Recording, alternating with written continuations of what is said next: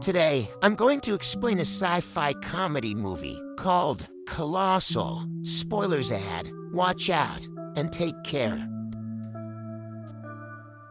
The movie opens on a seemingly normal night in Seoul. A young girl is anxiously looking around a public park for her favorite doll that she had forgotten to take a few hours ago. She luckily finds it lying on the grass and informs her mother about it. This is when the night turns from normal to really weird. As the girl and her mother are about to return home, they notice a colossal monster walking between the nearby buildings. The girl screams in horror, and the monster turns around, absent-mindedly looking at her general direction. The scene abruptly shifts to 25 years later as a down-on-her-luck and out-of-work writer, Gloria, returns to her boyfriend's apartment in New York. She sheepishly enters through the front door, looking extremely shabby and hungover. That is because she has been partying and drinking all night long. However, her boyfriend, Tim, who has seen her alcohol-fueled night-outs all too often, puts the gauntlet down. He plainly tells her that she's an out-of-control mess and gestures to the bedroom where all of her things are already neatly packed away. Tim then heads to work